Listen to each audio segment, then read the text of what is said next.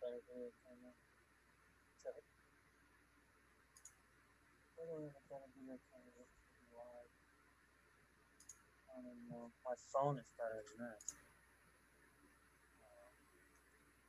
You just live stream from your phone. I could. That would work. I know I can. You can grab. I can actually grab the streams right off of Periscope. Oh, that's it, huh? Oh, really? Yeah, I had to do that for one of my videos because they only had a stream of it recorded. Encoder. Okay. So,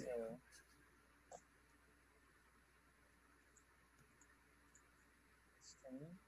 Right. How do I get the URL to share? The live URL. What am I missing?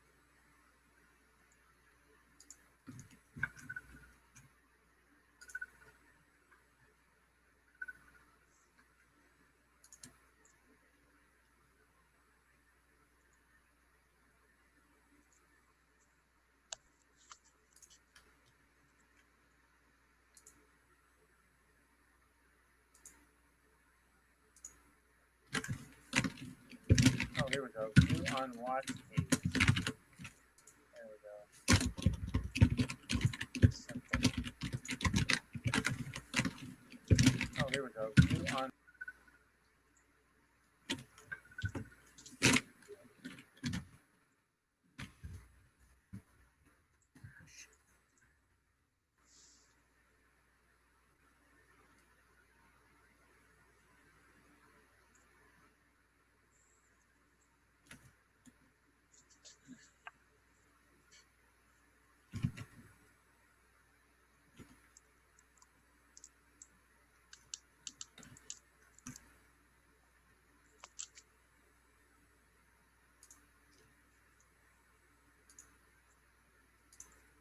Can you hear me?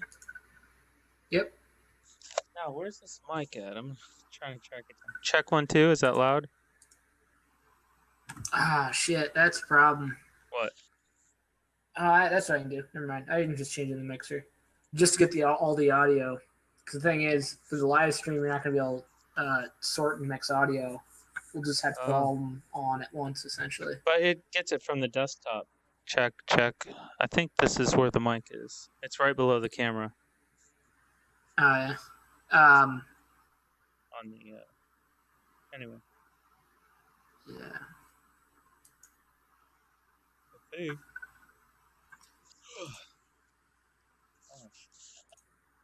All right.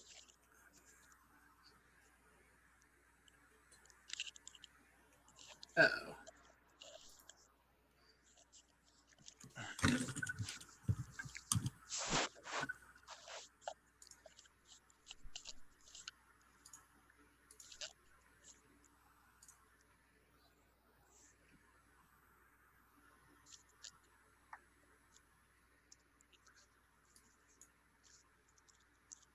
Yo.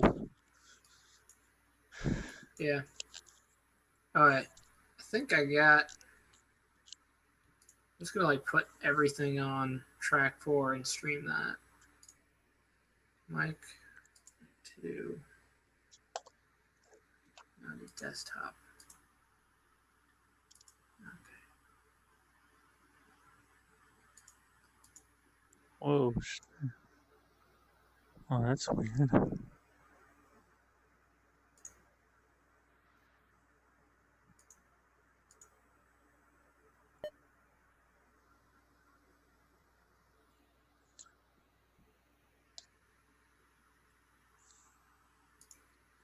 Okay, I'm gonna try this, see if this actually works.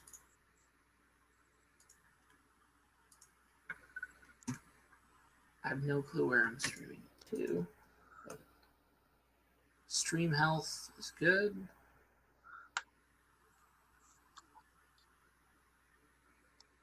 How long did it take for yours to show up? Pretty quick. So stream health is good, but doesn't show. It just says stream is offline. Oh, you got to start the stream in OBS.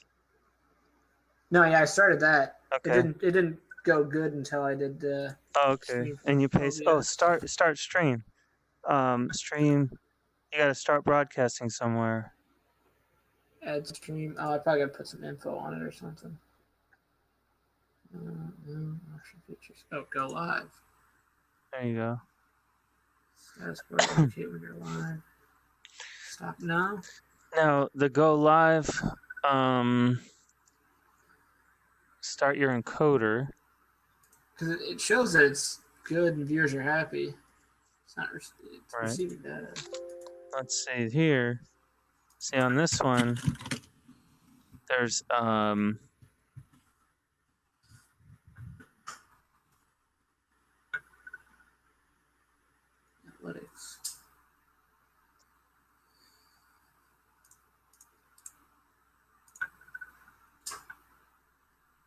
Oh boy.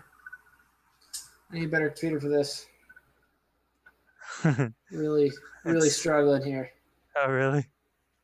It's Yeah. warming up. I don't know. I've lost tracking now. Oh really? Yeah, no, there it goes. I'm back. I was gonna see what the temps are actually doing here. If I can see them. A couple degrees up, they're not that warm. Yeah, it's probably fine. Cold. Well, let's see. I'm gonna change some stream encoder. The last time I didn't like the encoder I was using. Stream options. Guessing it wants something a little more standard.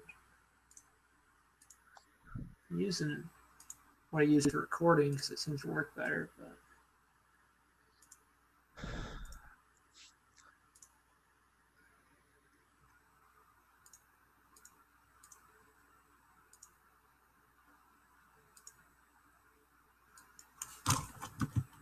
So what's the watch page? I'll copy it over.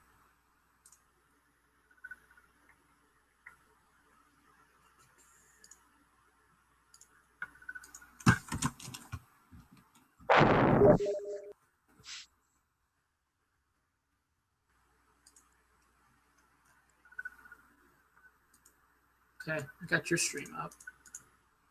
Okay. I'll put that into my stream.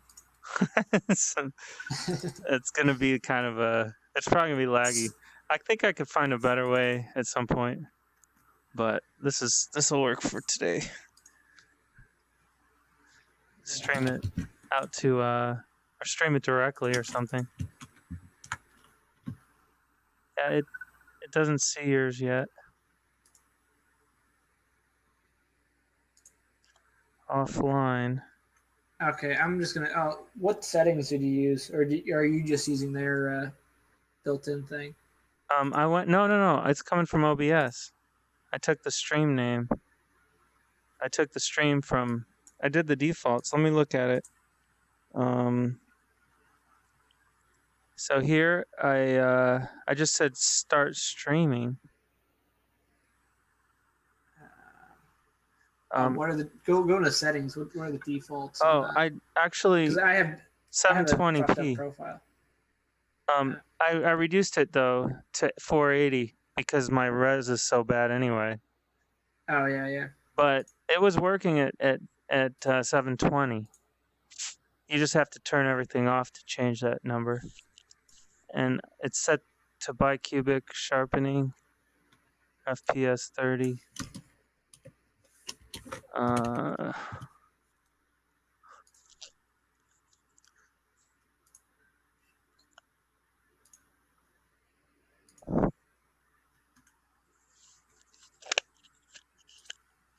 Okay.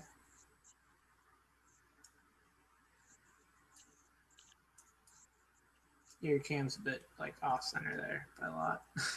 Oh, I guess I need to fix that. Where am I?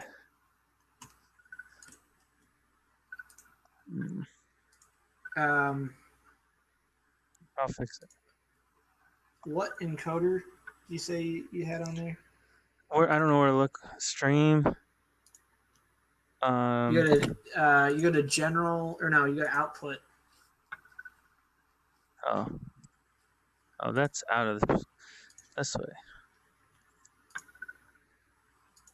Or where's my camera?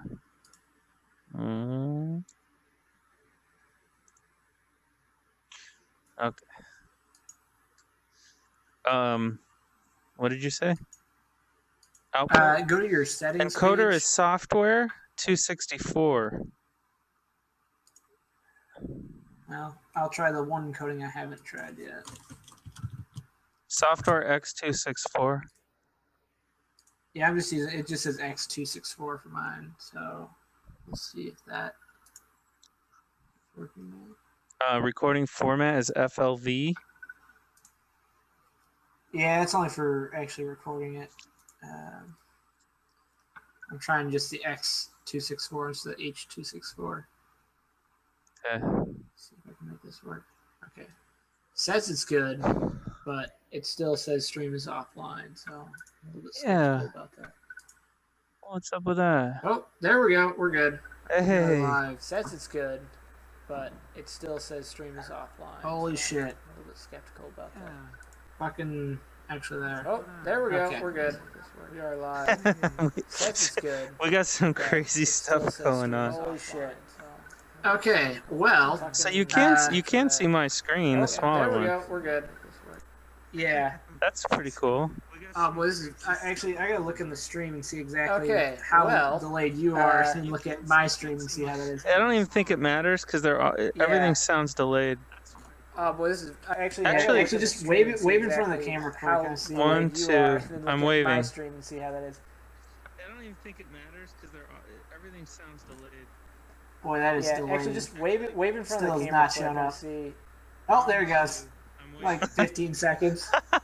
Well, at least there's a half of a face. Boy, that is to delayed.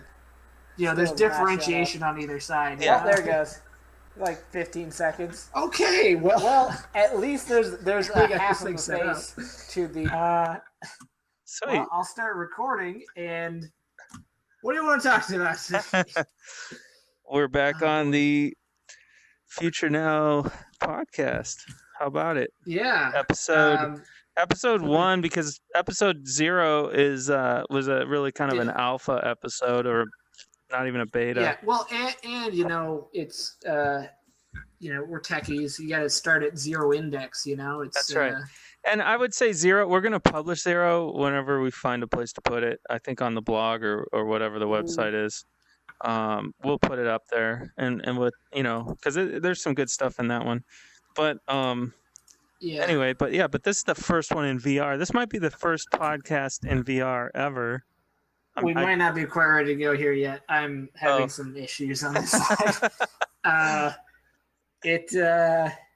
don't know, like it just like stuttering and shit. Like it's like as soon as I actually use this thing, oh really? Double check. I might just bump down the get it freezy in here. So what if you change your computer can survive the resolution to 720?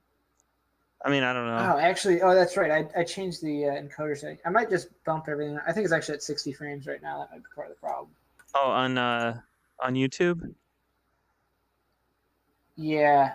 No, on OBS, how I'm sending it. Oh, yeah. Yeah, knock it down to 30.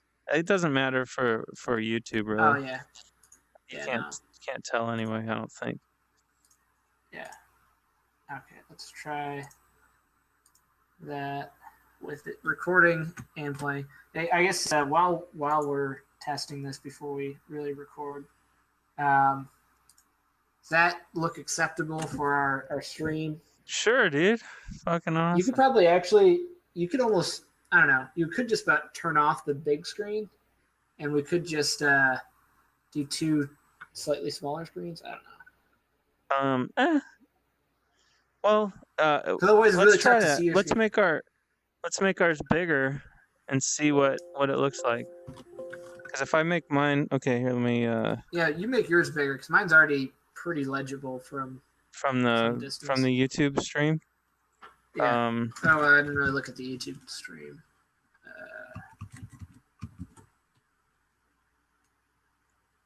Yeah, you kind of get a good idea about it. Let's see here.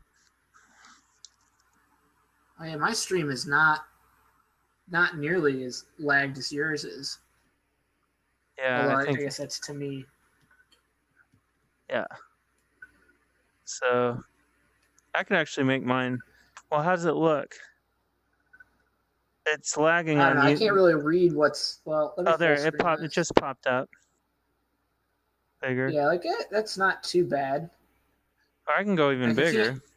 I can't We quite have read room. We out actually what. both have room to go bigger, a lot bigger, if we wanted to. Well, if you try moving down one seat. Like I'll try. Just do this.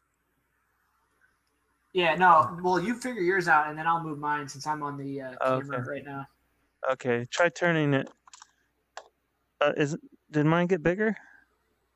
I might move down a seat to the left. Okay. To have a little Yeah, more. because that's I can read at least all the big screen stuff pretty easily. The smaller text is a little bit harder, but it's a lot easier to get a gist of it. I'll adjust mine And and I see can what that move it looks like. away a bit.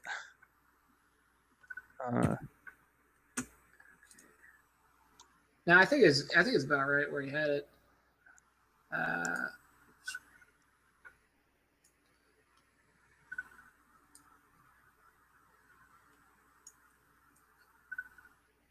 Otherwise, What do you back think? to the other thing. Just move yours to the right further, because like look at the. You can't see the screen, but look at No, my I screen. You can can. see the. Yeah, I can see yours. Yeah, there's a lot of room off the right side yet. Okay. Because I kind of have the couch that my corner runs into, and I don't want to be like looking up at the sky here. So Sure. This is fine. yeah, it Whoa, works. what happened? Whoa. Whoa, I don't know, but you really. Okay. All right, that's something like Let's that. move this and then make it bigger. And a little farther out. There we go. That's not too bad. I'll go back to the thing and see what it looks like. Oh yeah, I think that's somewhat readable. Mm-hmm. Yours is maybe at almost too much of a slant now. Maybe try moving down a seat and then having a little bit more straight on to the camera. What am I? Just move to the next seat Okay. and see if you can see if that looks a little bit better. Because otherwise, like the right side of it's kind of been a weird angle. Uh-huh. We don't need the big screen anymore. Oh, you still No, have it no. up. I mean, you still have it on though. It doesn't really Yeah, matter, well, but I'll change it here. All of yours runs into it. oh, this is pretty sweet. Okay, I might move mine a little bit to the left. I got a little bit of room on this couch yet. I mean, how do I change? Man. Oh, whoops.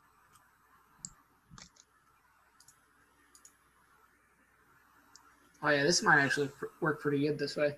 You can go a little bit bigger yet too. Yeah, where's my the thing I'm not seeing? I got Curvature. yeah. You had to use your mouse last time. Yeah. I am using it, but oh fuck. Yeah, if you bring that closer to you, probably be because that's closer to the camera then too. It's kind of close. It looks big though, but Oh yeah, for you, yeah, it's gonna be. that's all right though. Something like That's not that. too bad. Turn off the big I screen. mean, looking. And I'll go over to the stream and see what that's looking like. It's fuzzy because the encoding. Oh no, it upgraded the encoding actually. It's a little bit. You can read it yet though. I wonder why the curvature, when I click on it, it doesn't do anything. I don't know.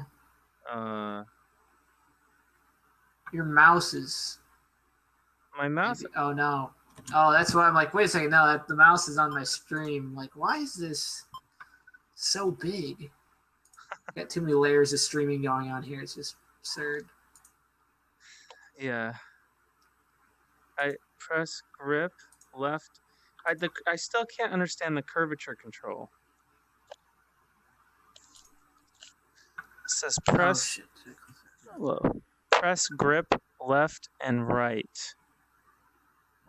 Hold grips with both hands. I know how to do that. Press grip. Oh, left and right. That's moving it. I don't know. Uh,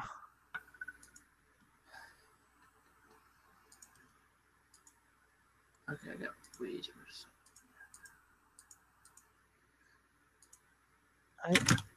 I was doing better with figuring out the oh,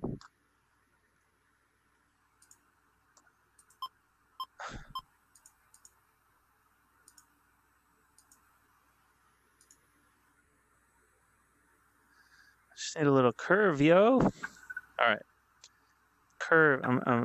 Press grip. Grip. What's the grip? The side things. Yeah. Whoa, And maybe in all the triggers should be. whoa, Can you do both triggers maybe? wait a Left and right minute. triggers of this? It's coming up when I put. If you put your cursor over it, it will. It's If you use your showing. mouse. It's showing up when I put the. Okay, I don't know what the fuck is going on, but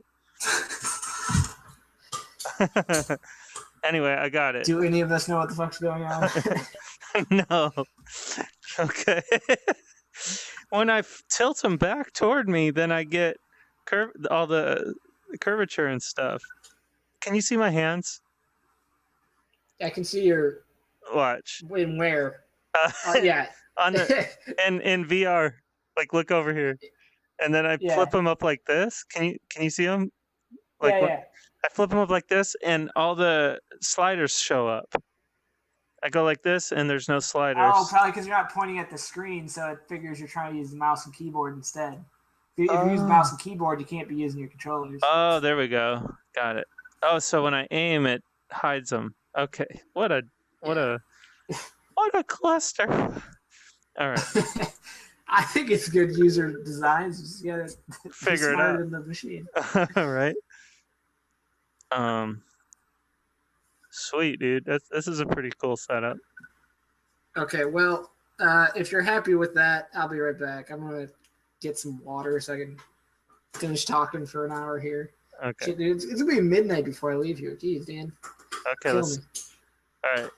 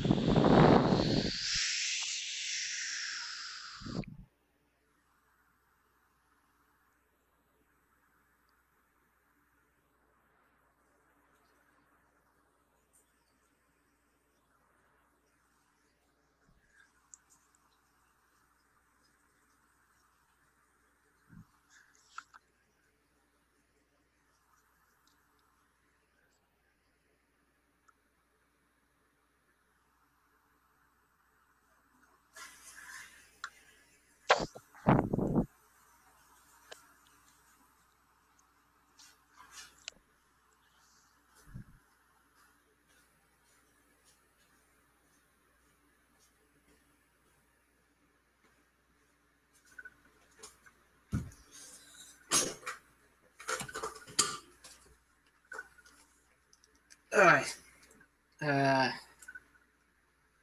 Oh, I see. All right. Well, let me clear all these windows here, and we can actually start this for real. Yeah, man. Reals. Yeah, man. Okay. We could. I guess you can turn off the big screen behind our screens on your VR. Oh yeah, it's probably on mine. Let me set that up quick.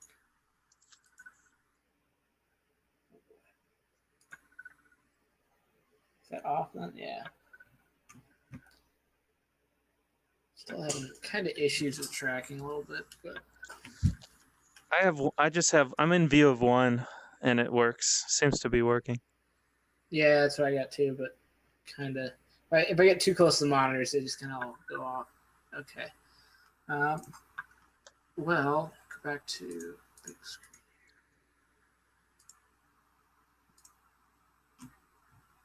Okay.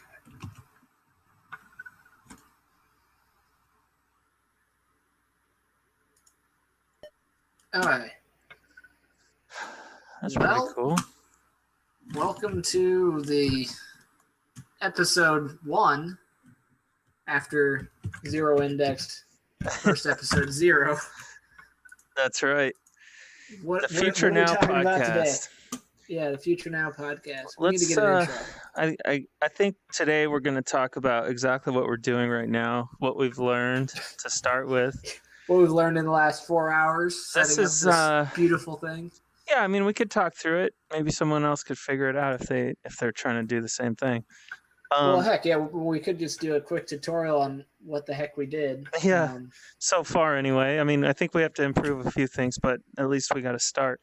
So right now, we're streaming both of our desktops into one video stream using an application called Big Screen Beta. And still in beta. Yeah, and it's a Steam. Well, we're using it through Steam VR, which is and the HTC Vive. I think it would work just fine with the Oculus as well, right? This would. Yeah, I think it should. And I have the Leap Motion, so I actually have hands in this one. Now that's super cool. Yeah. Yeah, I would recommend them. They're still not great. Like, I mean, you flip people off with them, but you know, it doesn't quite get all the profane gestures and shit. But right. yeah, and we just have it set up with OBS. He's streaming OBS to YouTube, and then I'm using OBS to capture that stream because he's in California and I'm in Iowa right now. So I'm streaming that in my stream. So his is super delayed. Yeah. So you'll see me moving about 20 seconds after I talk, which is fine. But it's just that way you can kind of differentiate because I'm over here on the left, he's over there. And right. that's my desktop, and that's. I guess I have even more. We could even make our screens bigger, but we got more room. Yeah. But it's still like you got to be able to use the screens yet. But yeah. And I just have my front-facing camera streaming also, so you can see what my desktop, my actual non-virtual desktop, looks like, and then I actually have my other webcam facing at me here. That's right. And a keyboard shot, which now, is invisible. So. Harrison, are you doing a local backup save as well, or are you? Yeah. Okay. I got it recording, and I actually have it with the independent audio channel, so we can have edited audio for our final podcast. So it's not for people not watching the stream; they're not having to deal with sound effects and stuff going over things. Right. So we're both using OBS to stream our desktop. Actually, not our desktops, but our webcams. Our webcams. Well, I'm streaming actually the window here because with Big Screen Beta, I'll hop out of this, which is going to be kind of jarring, but just so I can see. Whereas that Big Screen Beta's got a nice setting in here in the. You just go to settings and then beta features, and capture mode, and then there you go. And then you can just Alt Tab over it. Problem is you can't really interact with Big Screen itself with that. Right. But it works pretty well. And the audio setup was a little bit challenging to get to work. It's supposed to have desktop audio going through, but it wasn't working for whatever reason. So we had to set up where I can hear him through my earbuds, and then I have my webcam mic on, so that way when sound goes through the speakers, you can hear it, and he can hear it also. So it's a little bit a roundabout, but it's early times. Hey, man, and we got it working. Yeah, eventually. So, okay, enough of that. Okay, here's your quick tutorial on how to do this, stream from VR. We got our first in, so although I don't know, probably someone's streamed a podcast from VR before us. Enough of that. Okay, here's your quick tutorial. Watch us stream. Yeah, I'm gonna close. Oh, maybe I shouldn't have closed that. I'm gonna kill my. No, I won't, because it's streamed. I closed YouTube, And Yeah, it should go. I left my one open just to that's right, be because sure. OBS has its own. Uh, Yeah, it's oh, separate from it. yeah. We'll know in about 20 minutes whether or not you What? disappear or not. All right. I think we're okay. All right. All And right. then Well, cool. oh boy, I was gonna pull up. lost that. Wow, all my tabs from my normal projects and things are showing up. Oh, that's because I signed into Google. Yeah. So that's kind of the intro. It's streaming on over VR. The only one tricky thing. Well, I guess I can double tap here. Oh, now I can see my keyboard. So I'm using my VR see-through camera to somewhat see my keyboard at least. Let's see. Let's see if there's a even better way to do it. Oh man. Feel it out. Yeah. I gotta get my hands on the keys right. Tricky. Let's see.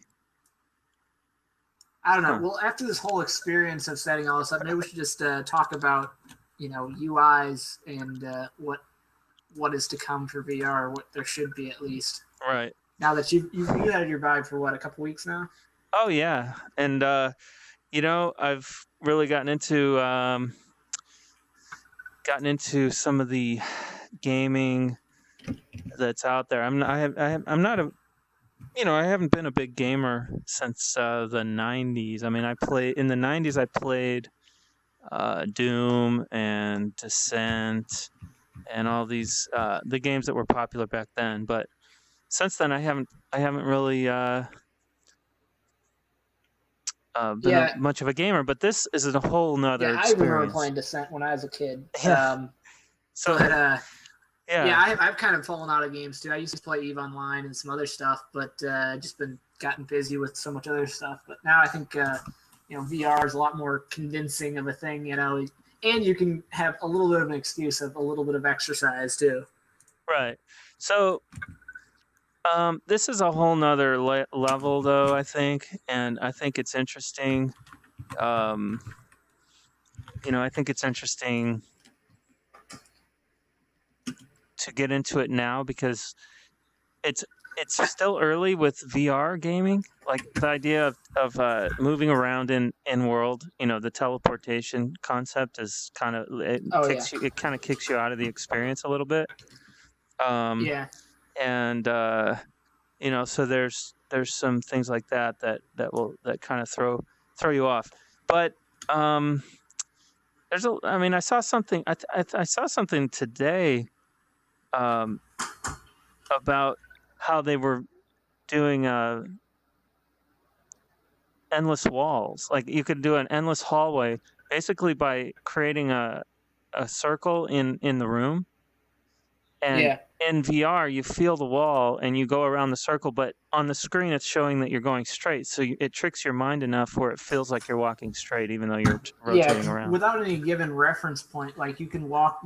People always end up walking in circles. If Did you happen to see that one? I'll pull it up if you haven't. I've seen that. Well, I'll pull it up since the audio will come through on mine. Okay, it's Road to VR. I think road2vr.com. Wow. Road to VR. It's a blog, and they had a post about it. Oh yeah. Well, if you pulled the post, there was what's the wall? Have you seen Road to VR? Oh, it is. There is a YouTube video. But that's where I know it was on YouTube. I just happened to see it through that. What was the website was Road to VR. Road to VR. TO. And yeah, it's one of their top stories. Walking around, walking in circles. Yeah. Okay. Oopsies.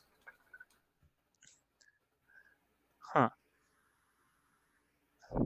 Oh, did you find it? I don't know. No, I'm not seeing it. I wonder if it comes up in my history. Road to VR. Thought it was Road to VR. Yeah, there was a thing that they did about they were in somewhere. Here it is. It's on the. It's just scroll down a little bit. Scroll down on. That Road to VR page. Oh, it's on the homepage yet? Yeah. Scroll down to there's a red I just band. searched for it. There's a red band. Unlimited quarter. Yeah. The second one, yeah. I thought that was pretty interesting. I guess I don't know what the sound is on that one, but I don't think there's sound. There you go. So basically, yeah. So I thought that was pretty interesting.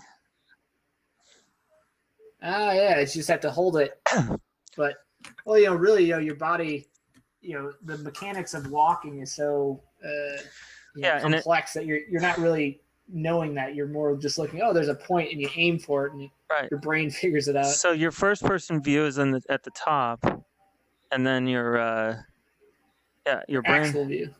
Yeah, your actual view shows straight, and your mind just kind of adapts and thinks it's going straight. Apparently.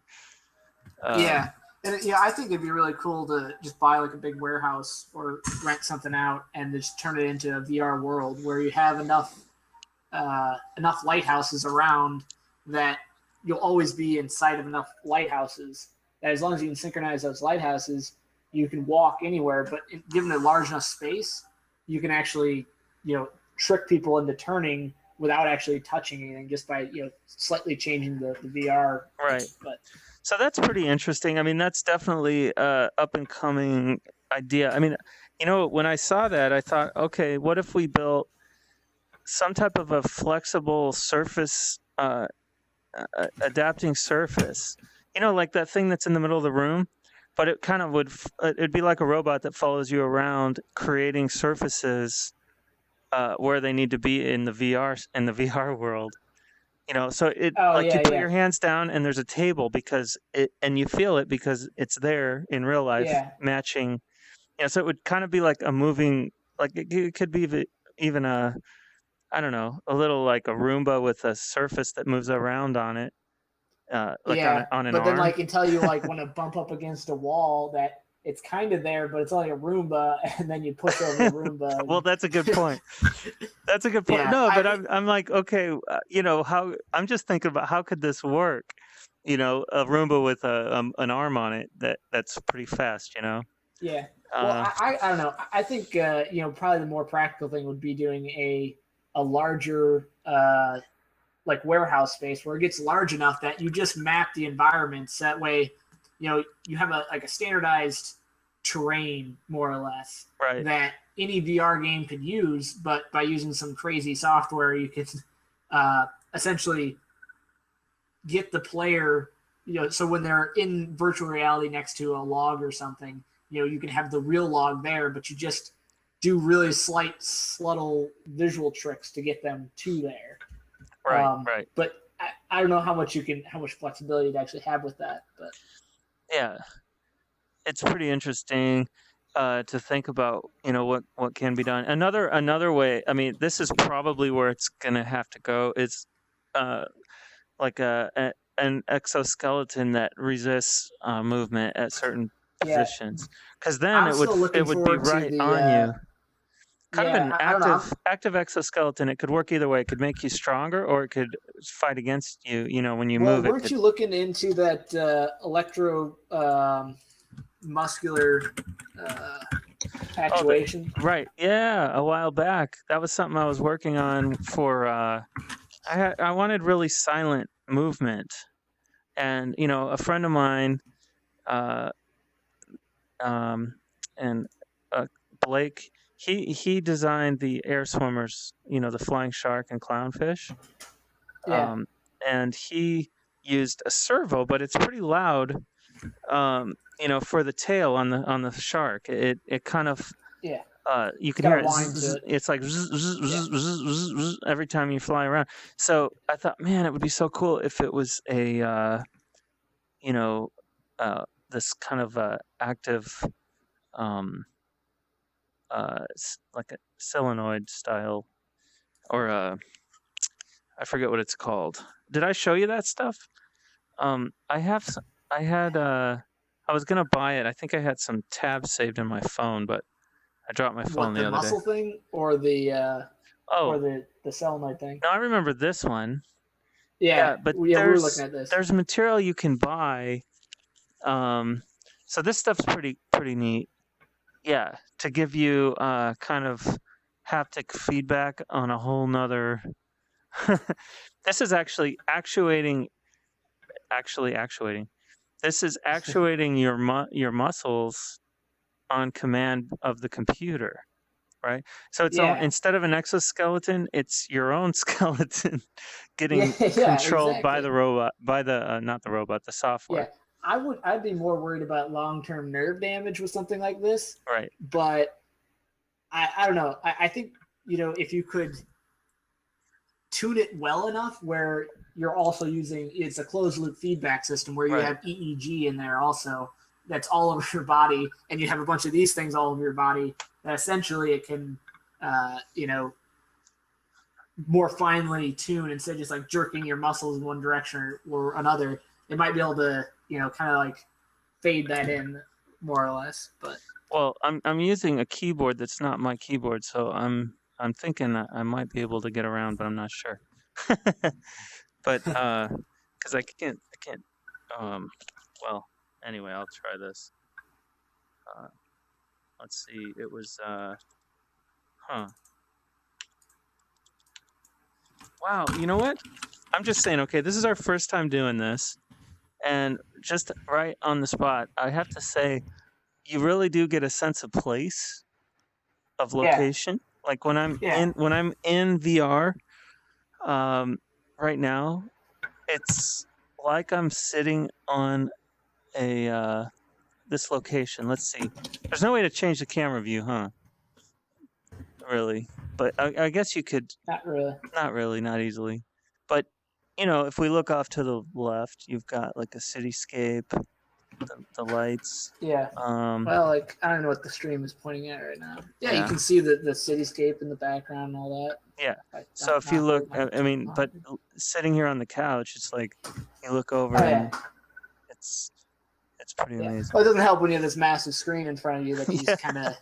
takes It's like kind of I'm in takes up. the screen, and you're like, oh wait, Right, there's a beautiful city that doesn't right. quite come up to this tower. Just And don't look there's over the edge too closely. and you can't see this on the stream, but off to the right, there's curtains blowing in the breeze.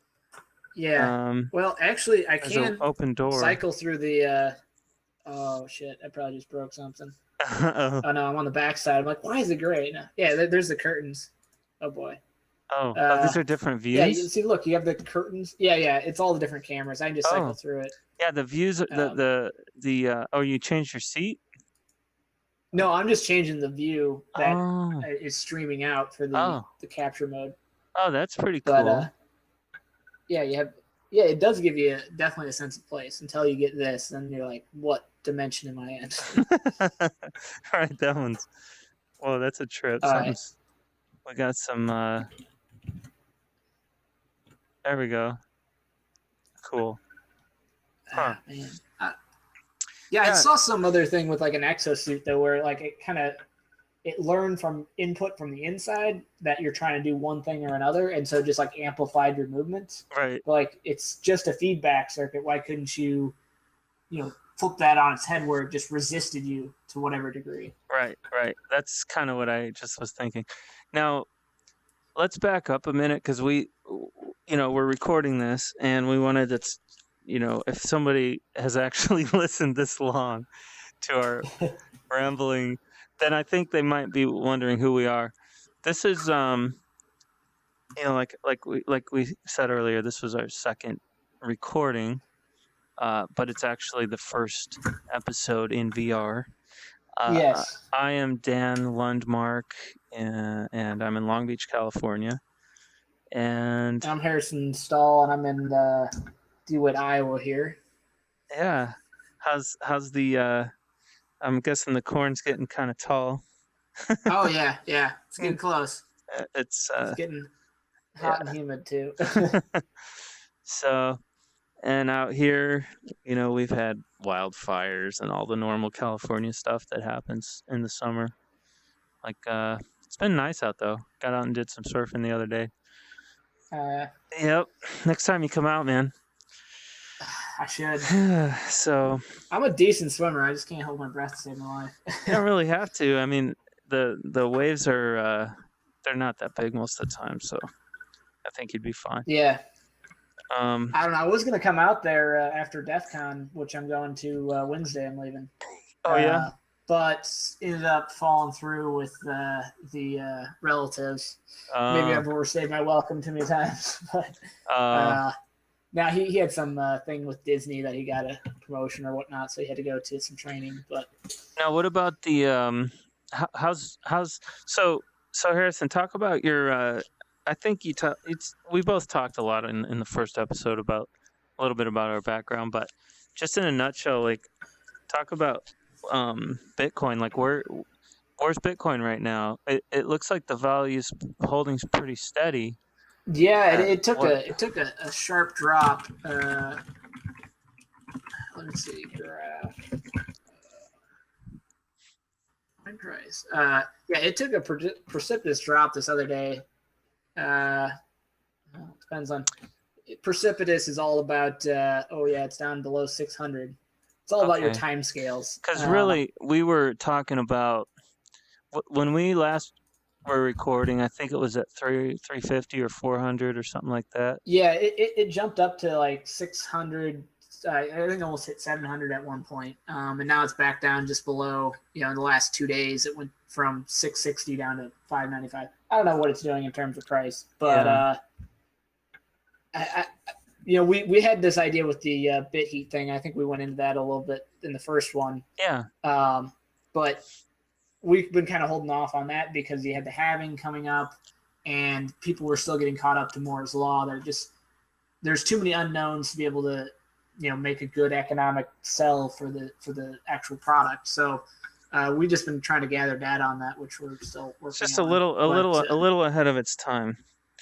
My cable management. Well, it's more just it's like a year ahead of time, but really we should be working on it like a couple months ago already now, because this last cycle is caught up where Bitcoin mining, the chips are now on the latest, hottest technology in terms of smallest feature size in silicon manufacturing. So now it's going to only progress at Moore's law. Before it was going a couple X of Moore's law, which is insane.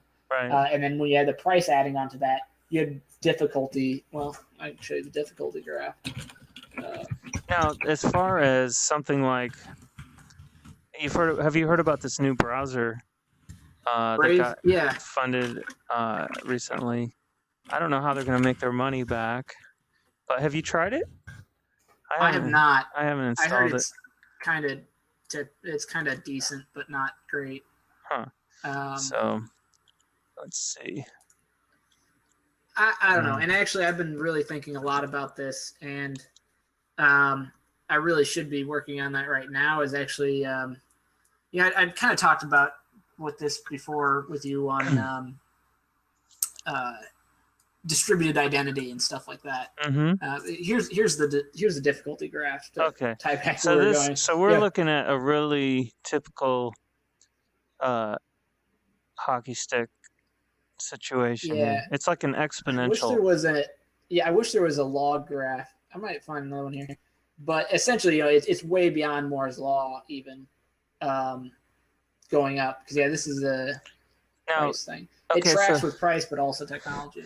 To make it like, is that going to increase the transaction cost eventually? No, because it's going to balance out. They're not going to mine stuff that they don't want. But the biggest thing right now is the block or the block size. Is that there's only so many transactions you can put in a block, and so you're limited by how many fees are on there. And if there's only so much space, and everybody wants to get their transactions in, as soon as you're a few transactions past what the block size is, the price is going to keep increasing like exponentially. Okay. And so that really starts, and as the price increases, you start knocking off all these different use cases for Bitcoin, and therefore the value of Bitcoin drops because there's less uses for them. Now it's only the most valuable uses that can afford the bigger fees. So, the whole BitHeat idea was kind of a physics-based way of, decentralizing mining again, so you could have bigger blocks because people could just vote with their dollars for it. But I don't know. I'll give you a quick spiel on, I think browsers and the internet, because I mean, look, we're in VR right now. Right. Is the 2D browser experience going to be the be all end all that we're going to be at forever? Well, No. this is the question, because I heard I was listening to a podcast about a week ago. They were talking about VR, and they said that Google has put 20 developers on the VR side of on a Chrome version of Chrome for VR. Yeah. Did you hear about that? I think there's a beta No, already out. I haven't heard anything about it. Yeah, so there's a version of Chrome that's going to be it's going to be Chrome, but it's going to be you'll open your normal Chrome in VR, and you can go to a web page. Now, I already saw some of it at A-Frame. I'll pull that up. Let me see if I can find my keys here. What's happening here? Let's see. A-frame.io. Are you familiar with this? So this is supported. No. Yeah, this is something I came across recently. So this is web VR, and there's a number of demos which you can't really see unless you're in VR. I mean, is that all based on like 3JS or what is that? Yeah, this is all JavaScript. It's using this framework right here, A-Frame. Oh, A-Frame is the actual framework. It's a framework that Mozilla put together, and it's in real time. You get 90 frames per second. Apparently, that's what I've been told. And if you try this in Cardboard, it's pretty fluid. I'll show you like this demo here. Check it out. It's now right now, it looks flat because we're watching it this way. But if you put on you can open Chrome on your. If you open another Chrome, one is Sketchfab. They do, they're more just it's a more of a model kind of thing, but this one is all kind of similar thing. It feels great. It's stereo. So when you flip your phone to the side, you get two eyes. For Cardboard. And this is an example of kind of web layouts or something, but they're still kind of based on a flat idea. So I don't know if it's going to be like what really stays permanent. But at some point though, it's easier to reason about. Like abstract ideas in terms of words are, you can express a lot of things in words. It's tough to express other ways. So it's like, how are you going to make words 3D? So the concept here is it's if you are on a phone, you get the I think someone's trying to call me in real life on Skype here. Hold on, let me peek on my phone.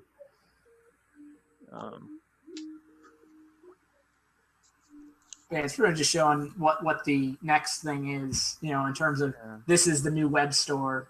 Is going to be where there's just a lot more information available.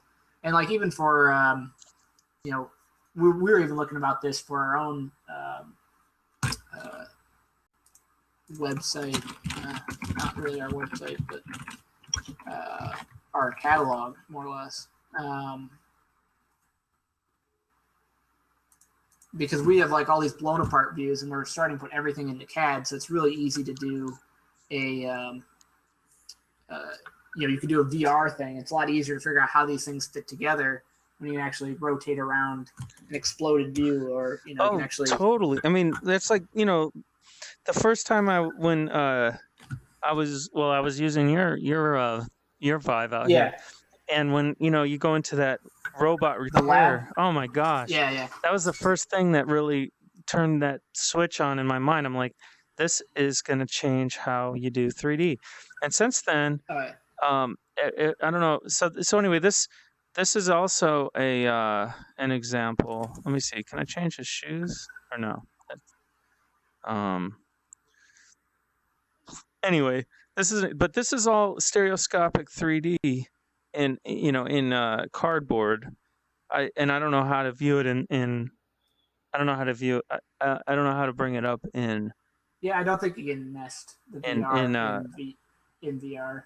I tried it before. It okay. doesn't work. I'm like, what am I trying to do here? Okay. Anyway, but all these different demos, that are really cool when you're watching it in 3D. It's pretty sick. So Yeah, I think there's definitely stuff like that that's going to be, you're going to have kind of specific design language for specific tasks. yeah, Like like you're here's a trying to sell menu. clothing.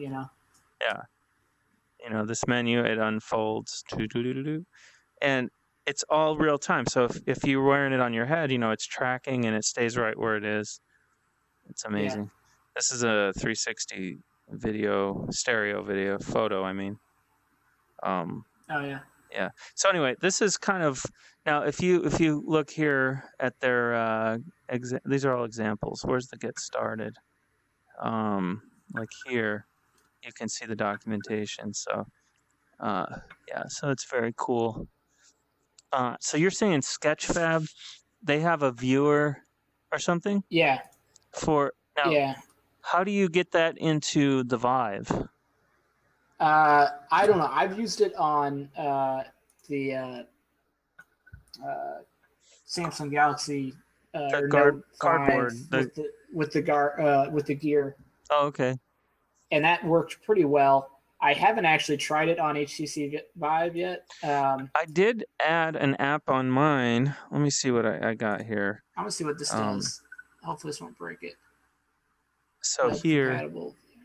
okay, you can see my here's my Yeah, I'm not gonna break Steam. this since we're streaming. Okay, here's one called VR Viridio. Did you happen to install that one? Yeah, Kind of. video. Yeah. I mean, it's got a lot of junky content. Like, there's not much on it, but Yeah. you can put your own videos on it and see them in 3D or in 360 or 3D, depending what kind of video you have to upload, which is pretty cool. Yeah. I thought it was a decent platform in terms of watching VR video compared to like what YouTube is right now. Yeah. And they coach you through it. So if you open their website, they tell you, put it in a cardboard and click here and stuff like that.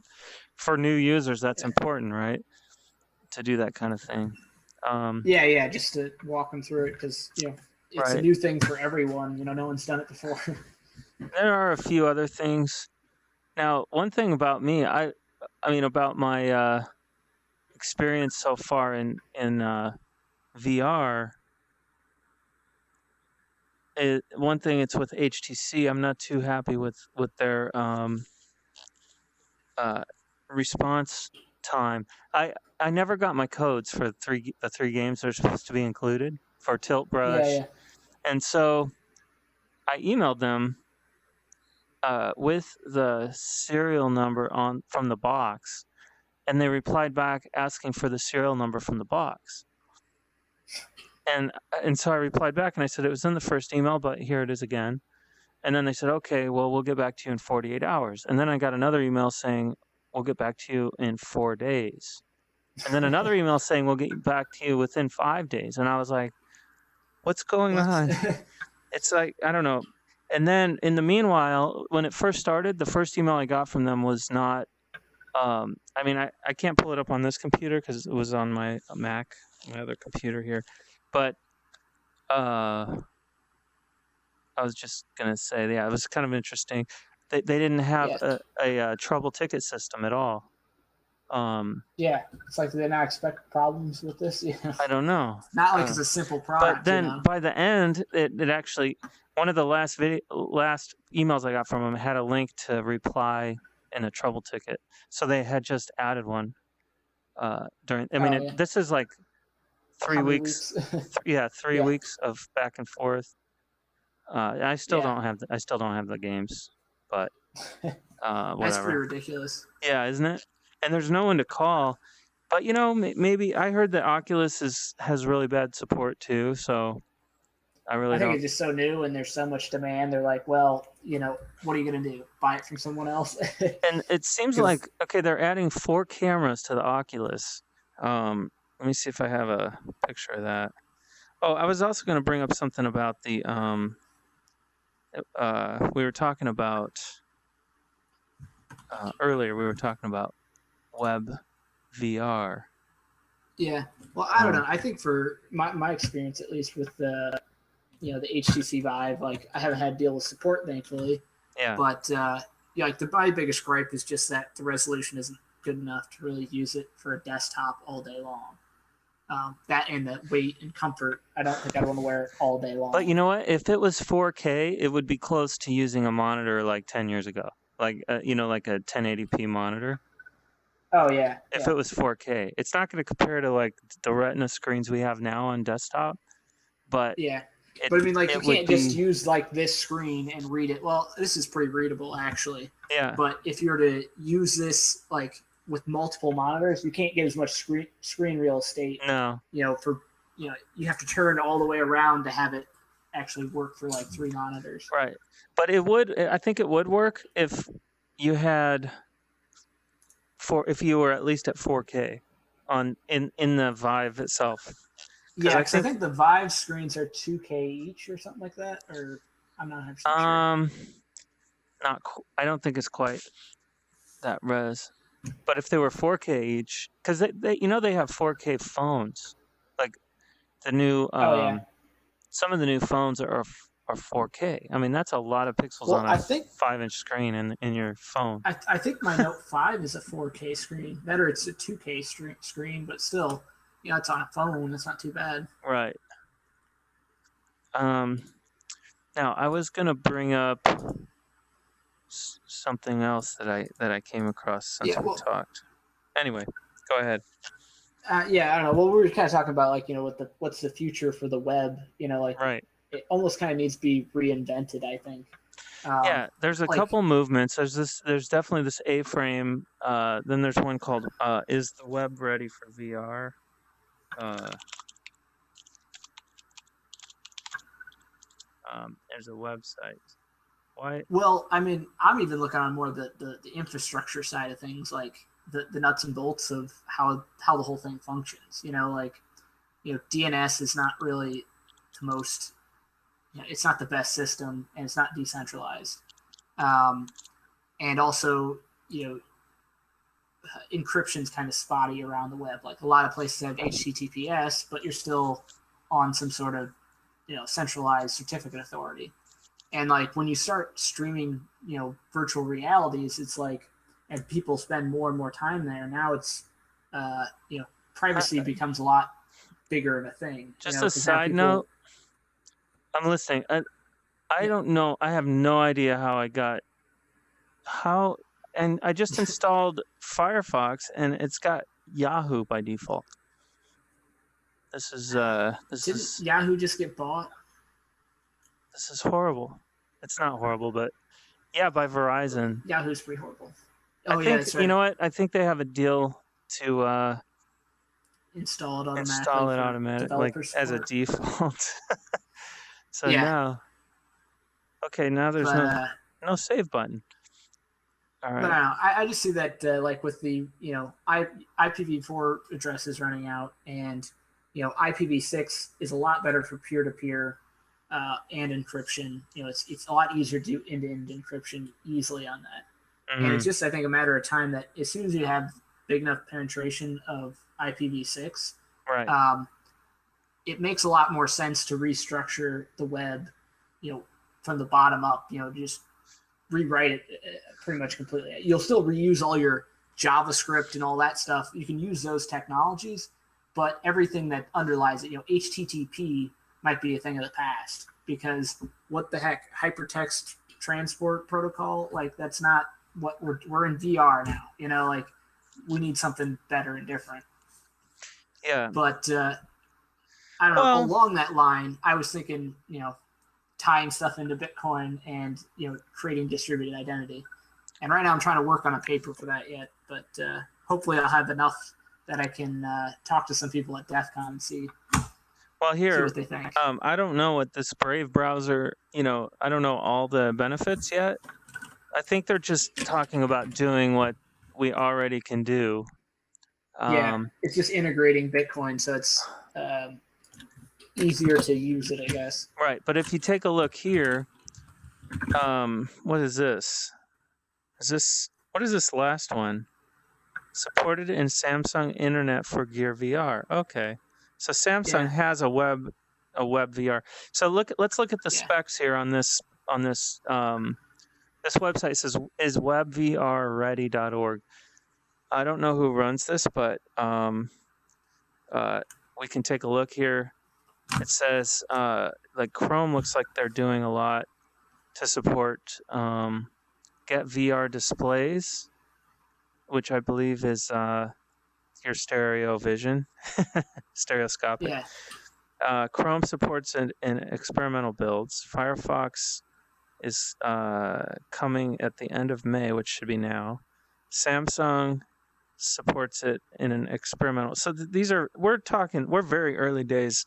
This is the future of at least mobile VR, mobile web on yeah, Now here we have promises, which is I remember hearing about that. That's like a JavaScript functionality, not yeah. specific I to think it's WebVR, no, but yeah. I think it's required. just you can by having that as a programming primitive, you can enable a lot more real time and other. I don't know about real time. It's Uh, pretty much just easier way of programming around stuff. right, and then we have a gamepad API required for VR controllers, Oculus Remote, Xbox, HTC Vive. So there is support in experimental builds of Chrome for the Vive controllers, which is interesting. They're not mentioning the your hands there yet, but Yeah, um, uh, you might want to mention those again. I wish I could get a picture of. Oh, I guess there is a picture of you on the yeah, stream. So if you yeah. look on Harrison's headset, what did you just double stick tape it, or how did you No, attach it? it comes with some Like 3M Velcro? adhesive. Oh, Oh boy, I think it was loose. It's still plugged in. uh, No, yeah, it's just like a double stick thing that. Well, it's not double stick. It's built onto the adapter, and essentially it just slots in there. mm-hmm, Um, and it gives you like a guide on how to put it exactly in the right spot. mm-hmm. But the problem is this adhesive starts to kind of come off. I just had it sitting on my desk for I don't know a couple weeks, Right. and it's already kind of started peeling off, but it's mostly held on there yet. So, but yeah, it's yeah, pretty much all the adapter kit is a longer cable and the instructions to mount it in a certain way on the faceplate. Right. But other than that, usually it was originally built for like on your desk in front of your monitor, and then you could just like manipulate your hands over top of it and do all sorts of things with it. But some people apparently hacked it on there and they started developing for it. So Right. I mean, I think this is a brilliant use case because can it see how far ahead of like if it's in the view area, can it see far, like if you move your hands all the way down to like lower? no, it's pretty limited. Like and you just see like I mean, sometimes it just kind of keep. Oh, it's actually on there pretty good. Mhm. But if your hand's a good track, if you're way at the edge with a fist, it's actually getting it pretty good.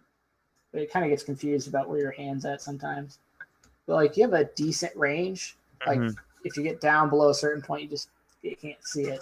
But But they for work your pretty good. But in terms of like UI, like I think these would be a lot harder to design around than like the Vive controllers because you right. have buttons on those. Here it's all gestures and it's a very noisy signal.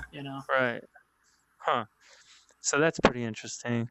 I think Like you have a lot of bandwidth in your digits, but if there's too much noise in that signal, a couple buttons can outdo your fingers. No matter what you're doing. I mean if we look at this, uh, you know, we're going to see support for these controllers. I mean, this is this is the current status for Gamepad API, navigator.getGamepads. So we're going to Yeah. see web pages supporting the Vive controllers, the what's the one that the Leap Motion controller? Is Yeah. that it? Leap Yeah. motion. Yeah. So Leap Motion, I mean, you're going to see support for these in browsers. I mean, on the open web. To me, that's really cool. Oh yeah. And here we got vibration. So that's pretty cool. Yeah, and like you In see things Chrome. like Meteor, they essentially have they can build down to Cordova using the Apache Cordova build tool or whatever to make it for Android and whatnot. And essentially, it just gives you APIs, so you can use the same JavaScript code to write a web app that is also can be turned into a native app. Obviously, it's not going to be as efficient as a built from scratch native app, but all these APIs already exist. So like, I think the internet's kind of figuring out how to. You're getting kind of the design process down of how do you do APIs and how do you interface with this stuff. That anything is like anything else anymore. I'm getting a phone call in real life. Hold on a second. Let me see if I can.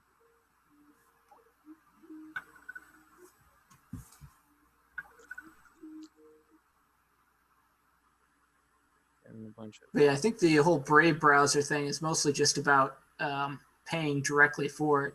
But I think there's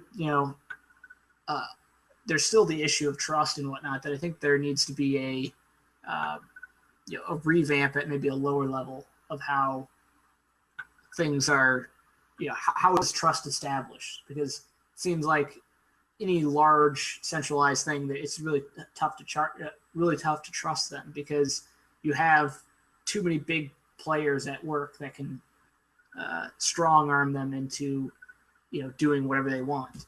Whereas if you have anonymity and a more decentralized trust model, Right. it becomes a lot more resilient system. Right. Okay. Wow, that's so weird. It's like going into a different world and coming back. So cool. Yeah. So I think there's definitely a lot of development that's going to be happening. But I mean, right now we are in VR. I mean, we are living in the future, man. Yeah, Trip we're out. sitting here looking at the old internet from what will be the future. It's a trip because I'm looking at your screen. I mean, we could do this Yeah, type of thing on Skype, but or Hangouts or something. But really, could we?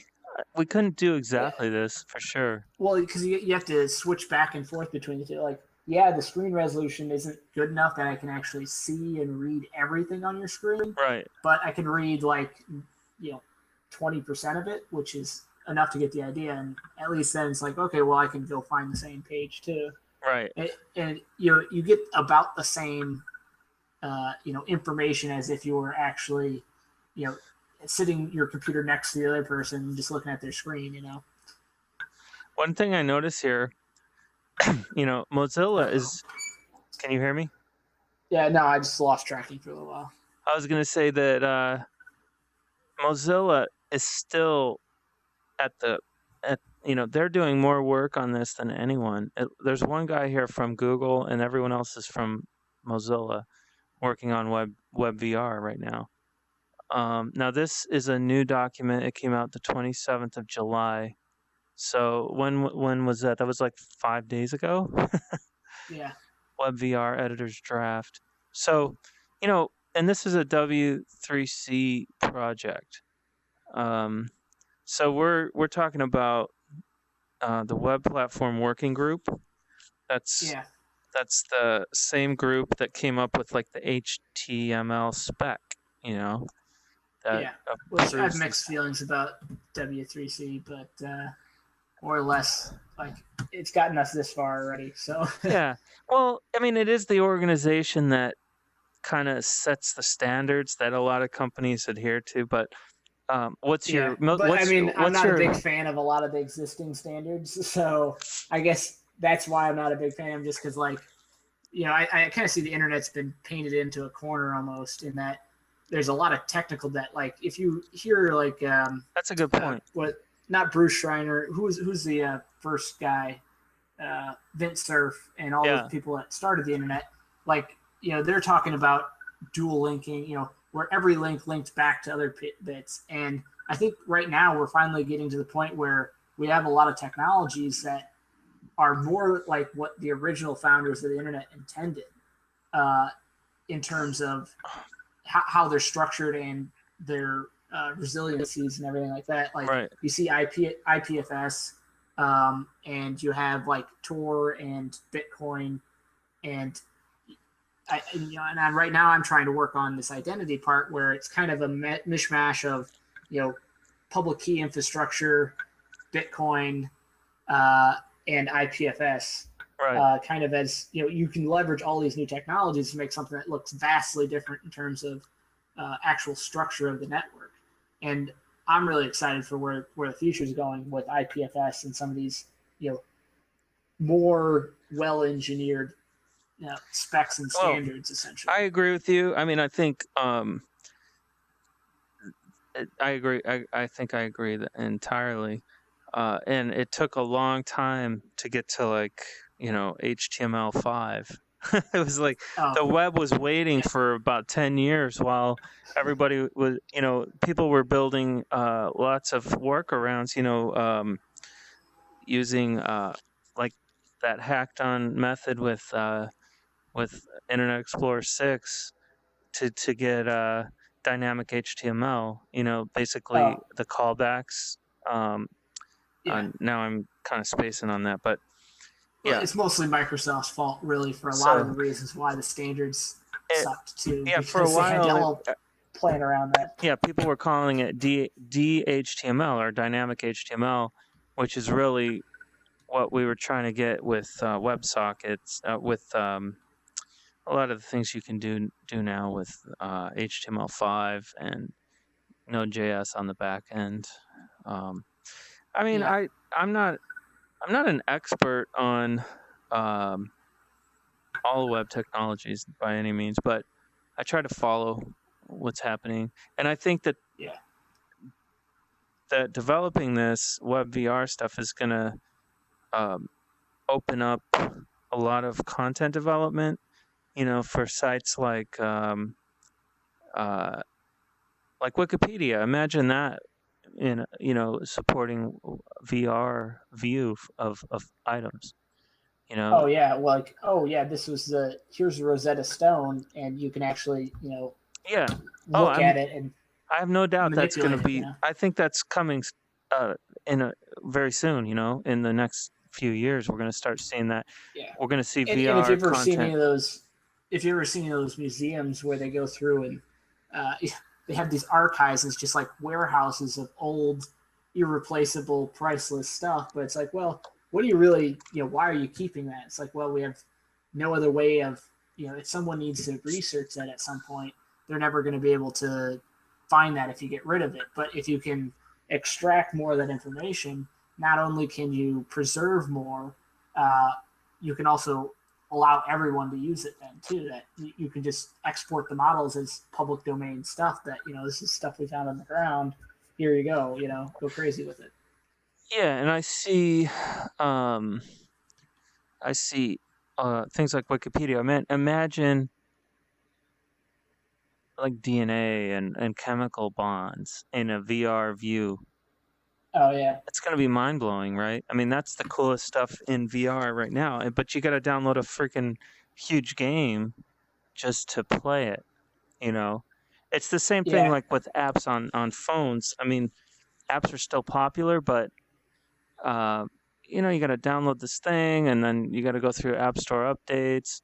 And right now, that's kind of where we've started with VR using Steam and um, some of the technologies we have, which I think it's working. But I think if there's kind of a web VR opportunity, like a way to just grab content from anybody's server and pull it up in Yeah. VR, that's going to be just a whole nother Well, level of great. yeah, and I think that's where IPFS comes in. That you have this globally redundant and deduplicated file system that your files are linked by the content and not by any particular address or anything like that. And so really what you could do is comprise a program where you call in libraries, which are just hashes in IPFS to to the actual library. And so you never have to reload a common library, because if it's the same on every app that you're using, it's going to have that same version. And so it's using a lot of the same methodology as like Docker and all these other newer tools use, and even like Git. It's a big blockchain, more or less. Well, maybe not a blockchain, but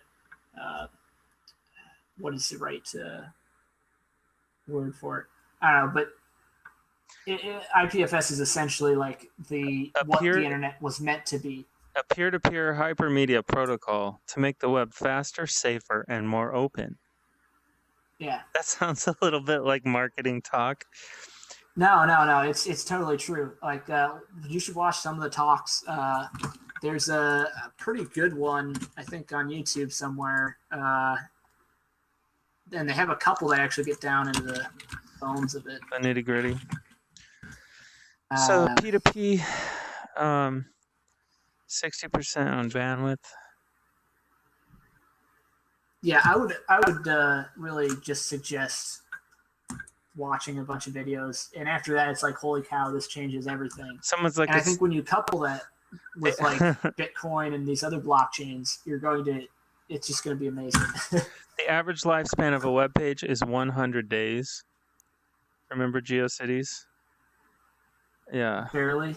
Yeah. It's all pretty much gone. So, yeah, that's a good point. Yeah, I've looked at this before, and I even messed around with it. I tried to figure out how to pull up some of the early websites with it, because there is a functional version going. Yeah, you have like the Pix IPFS, and it's just like a web gateway, so you can get there without using anything. So you just go like the best and have where you can upload whatever there, and doesn't cost anything like that. But yeah, all this is being pulled from an IPFS file system. Nice. And it's just being put up as through the gateway and translated to HTTP, and has JavaScript and everything else in that. That's what I was getting at with how the web is going to be reinvented. Like, it's going to look the same, but everything underneath of it's going to change. Huh. And it's going to totally flip on its head the model that we have right now. And part of that, I think, is by having a non-technical giant source that anyone can dive into for data, people can own their own data more cheaply, and they can also share it more easily too. So right. I think it's gonna be a fundamental change, but we don't have enough time left in this podcast to actually go into it. But I'd like to, when I get back from DEF CON, I'll have a lot more feedback from people that actually know what they're talking about. But I kind of want to go over my proposal for fixing this whole situation in terms of identity, and essentially proposing a distributed identity protocol similar to Bitcoin, but also using Bitcoin. Right. Very cool. Yeah, I'm going to check out IPFS again. I think I looked at it, maybe it was over a year ago, so it's been a while. And it looks like it's been developing. It's looking pretty cool. I have some ideas around. Well, I'm working on a few projects. I don't know which one to talk about. I'm working on the Swift drone. I told you about that, the drone project. Yeah. So I'm calling it Swift, Eagle Ray. So SWVFT, Swift. And I've got a couple guys helping me. They're in mechanical engineering, and another one's he's a programmer, computer science, and they're at the university here in Long Beach. Good with control algorithms. Yeah, he's playing around with some of the flight controller stuff that we're hoping to do. So we're putting together a little team to work on that, and we meet up on Fridays. So we'll see where that goes. Right now, it's just we're trying to build a prototype before we do anything else with it. But it's been interesting. You can see one of the 3D printers behind me on the video. Yeah, Kind printing off some test parts. of. We printed. Yeah, I've been printing motor mounts. I actually have some of that stuff here. Actually, your stream went down. Really? Yeah, I just plopped back on there. Is it showing now? Maybe. Oh, it actually might be on my browser. I can check it quick. It's showing me a stream. I might just have to refresh it. My browser might have. Want me to start and stop, or just let it keep going? Nah, just let it keep going. Probably. I didn't realize that we've been recording for over an hour. Yeah, I know, it's kind of getting there. I'm like, yeah, let's not get into all of our projects. I said we should maybe just cut this here since we have issues now. Oh, yeah. But next time we'll discuss all the cool stuff we're working on. Yeah, that sounds good. And then go from there. Yep. Next week, Tuesday, maybe. I don't know. I'm gonna be flying back on Monday, so I don't know. Okay. Yeah, I want to hear. I want to hear about your trip and everything when you get back. You can talk about it next week. I'll text you when I know exactly when I'm getting back. Maybe Monday, maybe Tuesday, maybe Wednesday. Cool, man. Sounds good. Okay, well, that does it for stream number 1. Thanks for anyone who joined us. That's right. And you can always check it out.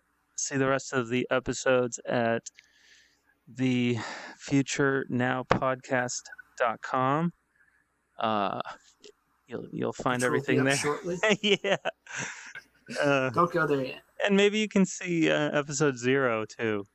That was the very first one without VR. So cool, man. Well, Harrison, it's been good, and we'll let's see. I guess we can cut the feed. I don't know. Yeah, just cut it off now. All right. Yeah, we'll. I don't know. I gotta go to bed here anyway. Okay. I got a white paper to write yet tomorrow. Oh, but, yeah. Yeah, I'm actually kind of excited to Ija. I don't know if you ever seen. He's reinvented his software like every time between DEF CON. But he's doing a lot of things kind of similar to what I want to do with this distributed identity. Okay. But he's mostly doing with files and whatnot. They're having a big party Friday, so I'm hopefully gonna. And also John McAfee, the presidential candidate. Oh, really? And the John McAfee of McAfee Firewall. He's gonna be at that party thing too. So it's. I didn't even know he was a candidate. Oh yeah. No, I'm My aware. favorite. I know about Gary Johnson. Yeah, he was ran under the Libertarian ticket too, but Gary Johnson beat him out because Oh, okay. McAfee's had a bit of a rough scary past, I guess. Yeah, they're may or may not have killed his neighbor. Right, I heard some sketchy stuff about that Belize situation. Yeah, I think it's really actually. I don't think he did anything. I think it's more the piece of shit government down there trying to strong arm him. But some shady stuff, man. Shady. But yeah, I'll keep you posted on that. But I don't know. Probably for next time, we'll just kind of talk about our different projects and stuff. And yeah, when maybe you can talk about. We'll do a little talk about what was in the news at DEF CON. Yeah, just kind of do a DEF CON roundup recap and see. That would be good. See where an hour comes out to, and kind of just stop it. Yeah, and I think we passed the hour mark. So we need a timer in the corner or something. A countdown timer. We could add that to your stream if we can find a plugin. That is a thing.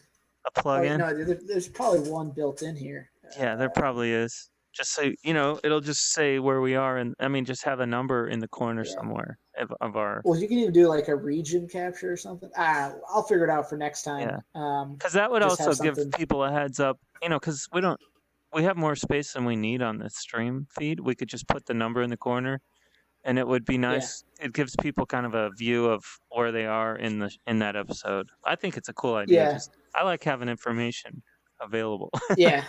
Definitely. Yeah, cool, man. Maybe even we might try next time too. Just now that we kind of got at least the stream half of it all set up, maybe just try a couple different rooms and see if we can get it so the camera might be closer to the screens. So that way there's not as much wasted space around here. Right.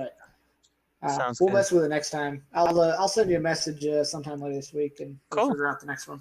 All right, well, have a good flight and everything. And Okay. Yeah. Take care, man. Yeah. I don't even know. I'm like in the VR. I don't even know what to click. How do you to leave? close it. How do I leave? I'm trapped. I mean, I know I could take the headset off, but I'm like, how do I guess I go to big I screen. gotta exit out of it. Yeah, I gotta get my camera off here. All right, see you Okay. later, man. Catch you later. Bye. Oh, cow. Still there?